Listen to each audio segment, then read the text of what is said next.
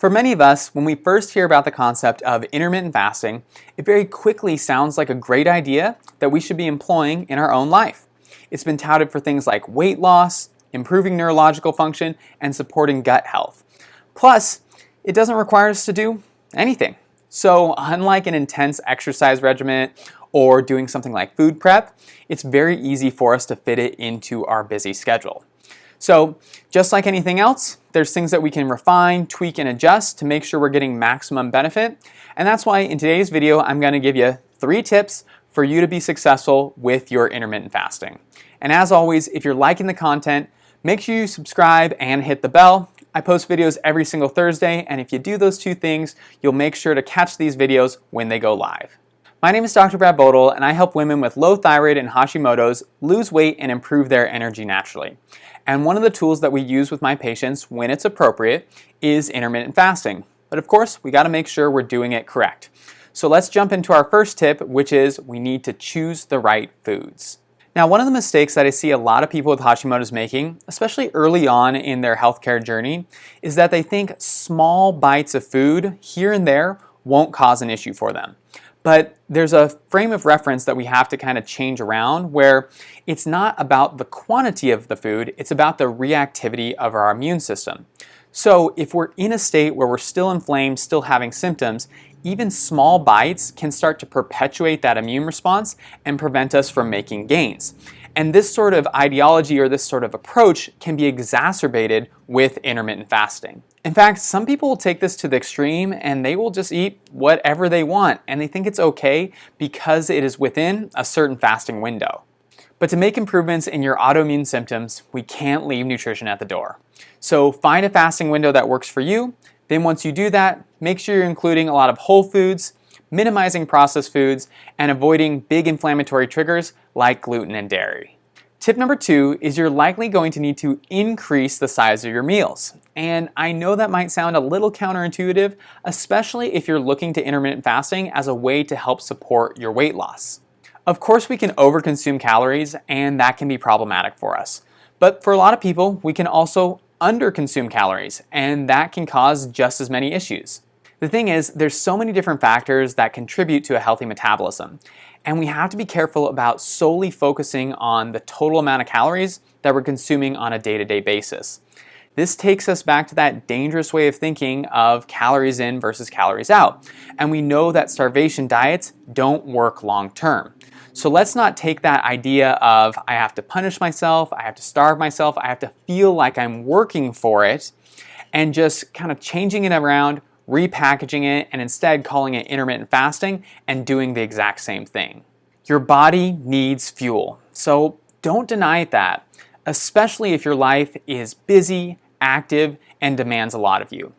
And just because you're eating during a shorter time window doesn't mean you need to overly restrict your calories.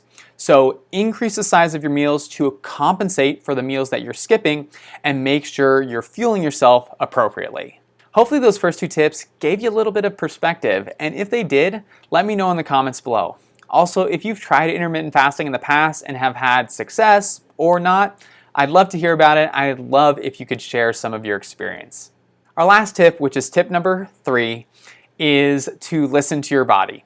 Now, we talk about this all the time when it comes to autoimmunity and making sure that we're doing the right thing for your physiology. And I know that this can be particularly challenging, especially when we're first making dietary and nutritional changes. But I think it's something that's really important for us to do. Now, fasting is a normal part of our physiology, and it should be something that we're capable of doing. But when we have different stressors in our life and things that change the way we utilize and process fuel, it can make fasting much more difficult for us to do. Additionally, we have to keep in mind that if we're transitioning from a standard American diet or a highly processed food diet, that those foods are not designed to nourish us. Instead, they are designed to change the way we perceive satiety and hunger and encourage our body to consume more. When we eat more, those big food companies tend to make more money, and therefore it's in their best interest not to support our health, but to support their bottom line. This can make it very difficult for us to actually know when we're hungry versus just being bored or having cravings for those processed foods. However, the more we focus on nutrient-dense whole foods, the more our metabolism will normalize and our brain will then be able to recognize when we actually are hungry. Once this shift starts to occur, then we can start to rely more on internal cues. And something that I want people to avoid doing is fasting for a particular duration of time just because they read or heard from someone else that that was the appropriate time to do it at. Instead, set out a goal time, find what works for you, and if you're hungry before that time, great, go ahead and eat. But if you're doing fine, feeling good with your energy and feeling good with your cognition and digestion, then maybe extend that fast. But again, the more we listen to our body, the more we understand how we're feeling, the better bang for our buck we can get with some of these approaches.